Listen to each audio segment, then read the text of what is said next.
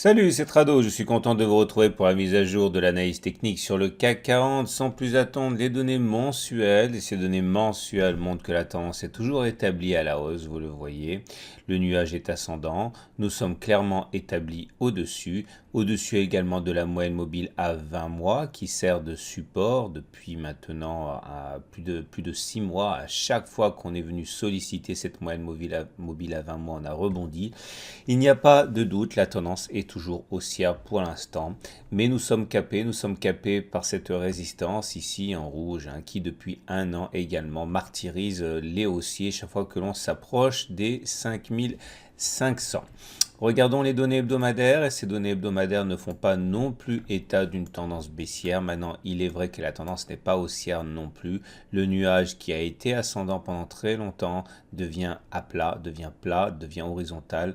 Et ça veut dire qu'en Ishimoku, on est en tendance neutre. On remarquera également que la moyenne mobile à 20 semaines adopte une pente descendante. Cela ne fait que 3 semaines. Ce n'est pas suffisant pour parler de tendance baissière. On a déjà connu quelque chose d'assez similaire auparavant. Mais en tout cas, la tendance n'est pas haussière. Ça, c'est une évidence. On va dire qu'elle est neutre. Regardons maintenant les données journalières. Alors, les données journalières ont été marquées par des fondamentaux qui auraient pu être très mal pris par les opérateurs, mais il n'en a rien été, bien au contraire. Les décisions prises par M. Trump d'augmenter les droits sur les produits chinois n'ont pas entraîné d'effondrement du tout sur le marché asiatique. Loin s'en faut, il a même augmenté le marché chinois ainsi que le marché japonais parce que les opérateurs d'une part pensent qu'on a déjà beaucoup baissé sur les marchés asiatiques, mais il y a également le fait qu'on salue le sang-froid des autorités chinoises qui ont répondu, mais répondu assez mollement, refusant la surenchère. Et en ce sens, les marchés ont été plutôt bien orientés. Alors voilà, nous en sommes sur le CAC 40 pour les données purement graphiques. Alors je vais enlever mes fourchettes d'Andrew, je les remettrai. On m'a fait la remarque que j'avais pas expliqué ce que j'avais dit que j'expliquerai et je vous prie de m'en excuser. Alors j'avais mis les fourchettes d'Andrew pour ne pas oublier. Alors voilà où on en est. On a toujours notre zone orange là sur laquelle on a rebondi sans coup férir. Cela fait maintenant eh bien, depuis avril que cette zone est travaillée. Chaque fois que l'on passe cette zone à la hausse, eh bien, on va chercher la zone rose, ici, la résistance. Donc, il n'y a aucune raison a priori pour ne pas, pour écarter ce scénario. Le rebond sur la zone orange a bien eu lieu. Je vous rappelle également que nous avons un gap ici qui n'a pas été comblé. Il n'y a aucune raison qu'il le soit d'ailleurs. Il est vrai que plus on s'en approche, plus il joue un rôle d'aimant sur les cours, mais pour l'instant on s'en éloigne, donc on se soustrait un petit peu à son attraction.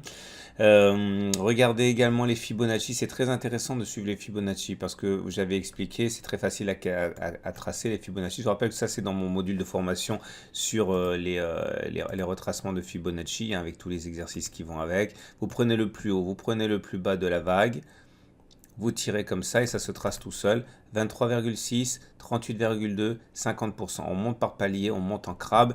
Et là, vous voyez, c'était très intéressant. Ça faisait 4 séances qu'on était capé par les 50% de Fibonacci. Pas moyen de viser 61,8% tant qu'on ne clôture pas au-dessus de 50% de Fibonacci.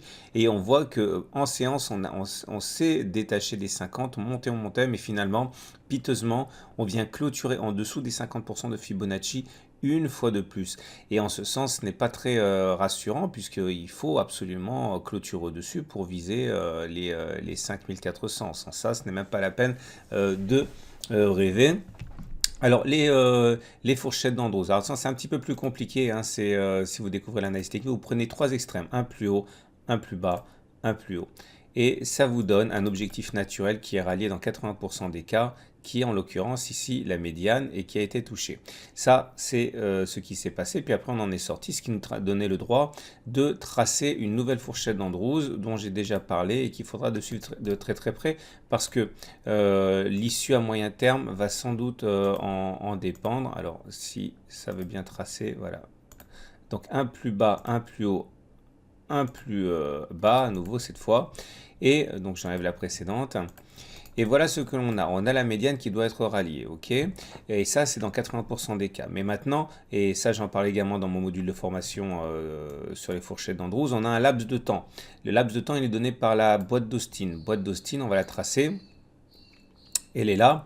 Et ça nous donne, eh bien, dans 80% des cas, la médiane est ralliée dans le cadre de la boîte d'Austin. Autrement dit, on a jusqu'au 20 septembre pour le faire. On a 2 séances pour aller le faire. Alors, soit on explose à la hausse avec l'euphorie qui apparaîtrait à un moment ou à un autre, soit effectivement, on refuserait d'aller chercher, on réduirait les chances de rallier la médiane. Puis il ne faut pas oublier qu'elle fuit, hein, cette médiane de la fourchette d'Andrews. Donc c'est de plus en plus difficile, plus on prend notre temps, plus elle est fuyante. Hein. Et si on devait casser la fourchette d'Andrews sans que l'on en ait eu rallié la médiane auparavant, j'explique dans mon module de formation que l'objectif, attention là ça pique un peu les yeux, ce serait d'aller chercher eh bien, les 5100 par là, hein, ce qui corroborerait la cassure assez désastreuse hein, du support orange. Donc c'est pour ça qu'il faut suivre ça de très très près, c'est très important. Voilà ce que j'avais oublié de vous dire et que maintenant je n'oublie pas. Voilà, donc on suit ça de très près, vous l'aurez compris. On passe à la suite avec les chandeliers japonais. Alors le chandelier japonais du jour est vilain. Alors effectivement, on dirait comme ça que c'est une belle séance à 0,3%, mais les chandeliers japonais ont ceci de particulier qu'ils montrent des détails que ne montrent pas les variations brutes des cours.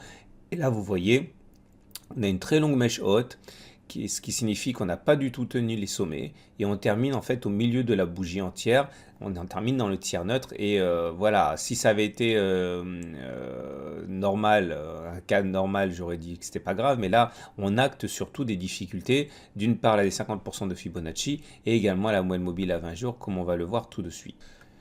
Donc voilà notre moyenne mobile à 20 séances et vous voyez qu'elle a clairement bloqué l'ascension. Hein. Alors je vous rappelle, et je n'en parlerai plus à partir de maintenant, que tout ça faisait partie du setup hein, qui consiste à dire que quand on sort des bandes de Bollinger et qu'on réintègre les bandes de Bollinger, généralement on va chercher la M7 et en cas de cassure on va chercher la M20. On avait le choix entre voir la M20 baisser, c'était une petite victoire du setup, ou alors d'aller voir les cours toucher la M20, une grande victoire du setup et c'est ce qui s'est produit, tout le monde est content. Ça s'est passé également ici, sortie des bandes.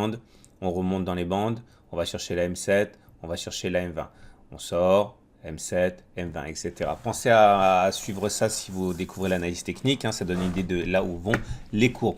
En tout cas, maintenant, regardons de très près le balai M7 M20. Comme vous le savez, hein, c'est quelque chose que je suis de très près également pour savoir où vont les cours. Le signal n'est pas encore donné hein, pour ça, mais en tout cas là pour l'instant, soit on va avoir un croisement haussier faible, c'est-à-dire M7 qui monte, M20 qui descend, comme on a eu le cas ici. Ok, ça donne pas grand-chose généralement, ça tergiverse après, encore ici. Soit ça risque de donner un mouvement beaucoup plus impulsif, qui est le non-croisement baissier, la M7 qui monte, mais elle ne croise pas, elle redescend juste avant de croiser la M20, et là généralement ça fait badaboum. On regardera ça. Si vous voulez en savoir davantage, hein, je suis désolé, je me répète, mais parce que je reçois beaucoup de questions de tradosiens qui me disent c'est compliqué ton truc. Oui, mais il faut faire les exercices, vous faites les exercices, ça sera beaucoup plus simple. Et tout ça, il y a des centaines d'exercices hein, à faire dans mon pack intégral. Hein. Et ça, c'est pour les moyennes mobiles. Les bandes de Bollinger commencent à adopter une petite pente baissière. Bon, ça se joue sur l'épaisseur du trait, mais attention. Hein. Tant que c'est comme ça, on va dire que c'est net, mais il ne faudrait pas commencer à dessiner des parallèles baissières comme ça, parce que là, effectivement, le mouvement serait beaucoup plus conséquent. Je n'aime pas non plus les indicateurs techniques, quoique c'est mieux. Hein. Le MACD, 0 retard, le CCI, mes deux indicateurs, les nerveux préférés, ont déjà donné leur signal baissier il y a plus d'une semaine, on les oublie. L'idée, c'était qu'il fallait absolument qu'il y ait contagion aux autres indicateurs techniques. Et là, comme vous pouvez le voir, le momentum est toujours en dessous de 0 et le RSI est toujours en dessous de 50. Certes, le MACD croît son signal à hausse, qui est pas mal, mais vous le verrez à l'usage, hein, les effets ne se produisent de manière positive qu'une fois que le momentum également passe son signal à la hausse. Hein, sinon, il ne se passe pas grand-chose. Hein. Et donc, à partir de là, regardez ici, par exemple, le MACD a croisé son signal à la hausse, mais ce n'est que quand le momentum a également cassé son signal, son zéro, qui est devenu positif, qu'on a eu la vague. Hein. Donc, en tant que tel, je me méfie énormément des signaux MACD qui ne sont pas corroborés par le momentum. Hein. Donc, pensez à mettre ça sur vos graphes. Et puis pour terminer, comme d'habitude, l'Ishimoku. Et l'Ishimoku ne dit pas grand-chose, si ce n'est qu'on est toujours en trading range. On sait qu'on est en trading range, tout simplement parce que le nuage est toujours à plat. Et le nuage, là, vous voyez, il navigue à plat. Alors c'est vrai que la SSA tire vers le bas, mais la SSB reste à plat, hein. Alors, autrement dit, la SSA, elle peut tirer vers le bas, ça influence les cours, on va dire, enfin de manière un peu galvaudée, mais tant que la SSB est plate comme ça, hein, le nuage est à plat. Et pour l'instant, pas d'alerte, si ce n'est, hein, encore une fois, je viens de le dire, que la SSA tire vers le bas, quoi, hein.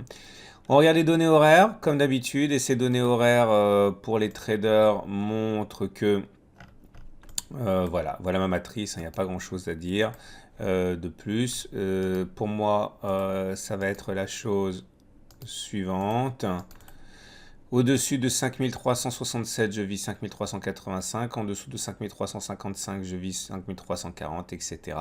Et je vous souhaite une très bonne journée et je vous dis à demain pour la mise à jour.